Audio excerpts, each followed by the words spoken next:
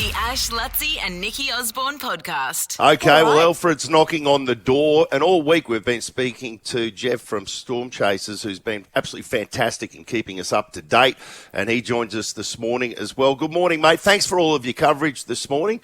We'll continue it for the rest of the week, but what is the latest overnight as people are waking up? What's happened overnight? Okay, well, people might start to get a little bit impatient with Alfred because he's slowed down a little bit. He's no longer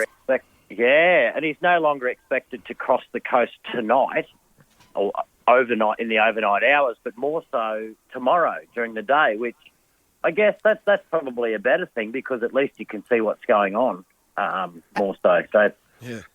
Well, will that help, Jeff, with the predict? Sorry, what was that? Sorry, you go, Ash. What was that? Sorry? Oh, no, is that going to be better given that the high tide is scheduled for midnight? So would a daytime crossing be more beneficial for us?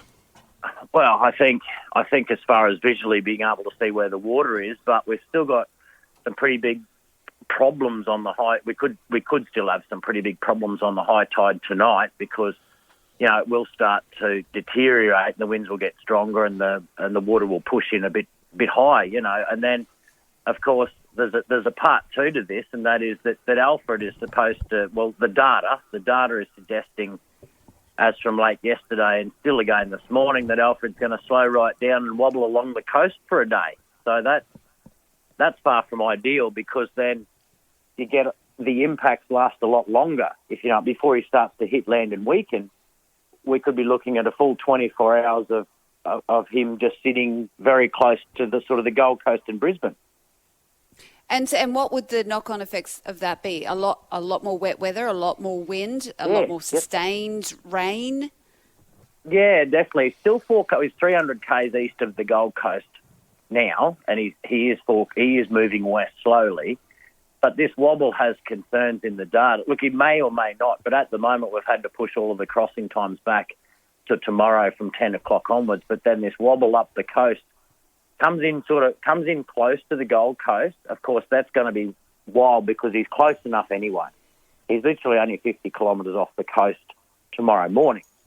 And then instead of crossing the Gold Coast, it comes up towards Moreton Island and then across Brisbane. So that's just longer. That's just 24 hours longer where he's tormenting everyone. So basically, lots more wind for longer and the rain. We're probably adding another 150 mils on in 24 hours because of this slow movement. How does this stack up? I mean, it seems like I don't think people in Brisbane have intensely been following cyclones as much as obviously when it's up north, Jeff. But I mean, this seems like it's almost kind of a little bit unprecedented the way it's moving and the way it's hanging around. Yeah, when they're smaller, they can have more erratic sort of movement. When cyclones are bigger, say Category 3 and 5, they get pushed around by stronger steering mechanisms, and they are actually a little bit more predictable because once they start heading in a direction, they tend to hold that and they might curve. The smaller fellas get pushed around, and they get influenced by smaller weather features, and that's what we're seeing on Friday. Is we've got two separate systems to him that are competing with who pushes him around. Does that make sense? Right, yeah. Yeah, absolutely. So you got one from the north, and one from the south. And he all of a sudden the data's saying he's going to get a bit stuck. Don't know which way to go. So right now he's in like a pressure scrum, like a football scrum. He's getting pushed about, and we don't quite know which way the ball's going to go. Absolutely. But we've got a pretty good idea. The coastal crossing is still very, very high, like over 95% for a coastal crossing. It's just the times have pushed out back out a bit, and obviously the longer he hangs around there anyway, the worse it is. I will say that the wind field, though, we are focusing on the crossing a fair bit, or it's common need to know about a cyclone with when it crosses, but the wind field and the rain with him extends further out. So a good 200 k's out from the middle. So as he comes in tonight, the weather will deteriorate tonight and certainly tomorrow, regardless of whether he actually comes straight across the coast, wobbles around. The full effects will be felt from tonight. It's amazing you said that it's 300k off the Gold Coast at the moment. I'm at Narrowneck as we speak. It's blue skies. I look up and over Surfers Paradise at the moment, we're actually enjoying blue skies. When will the rain hit? When do you think the rain will hit? And then a second to that, for people that are in, flooding is obviously going to be a major risk. We spoke to the Premier last hour about that. Would it be helpful for people who are in those upper catchment areas to be detailing exactly what's going on upstream, so that would serve as a forewarning to the people who are downstream as to what's coming down the pipe? Yes, the Bureau has gauges upstream, but sometimes not on the smaller creeks and sometimes not enough of them. Okay, they are there. They are a bit patchy in the upstream catchments, and they can be monitored to see how much water's coming down.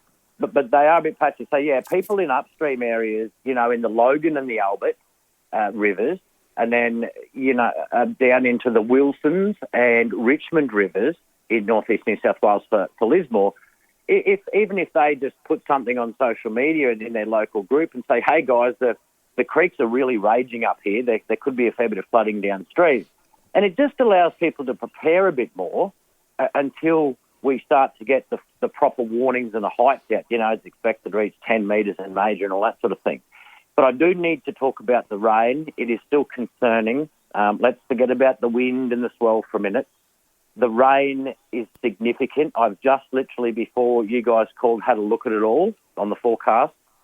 And the general consensus is 250 mils to 500 mils from Brisbane to the Gold Coast to about Grafton, so down in Lismore, northeast New South Wales. And that's inland to Gatton and Lockyer Valley, Scenic Rim, Brisbane Valley, places like Toowoomba and Warwick, 100 mil, and the Sunshine Coast, 100 mil. But we do have a significant area of very heavy rain. Now, funny, I've been looking at when that really heavy, intense rain is likely. It is sort of not really even tomorrow, mainly along the coast. It'll get pretty heavy, but Saturday could be the problem day for heavy rain. If people just want to keep that in mind, please. Okay, so one other question I have for people on the Sunshine Coast or north of Brisbane. Say you're like, I don't want to be here for this. I'm going to drive north. Yeah. Where could you safely pull up, or you just don't? No, I'm talking about today. Yeah, like today, if you're like, I want out. I'm confident.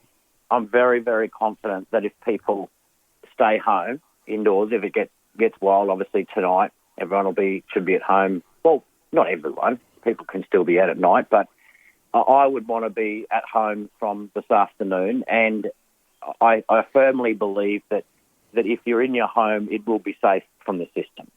I don't think it's strong enough to cause huge damage to people's homes.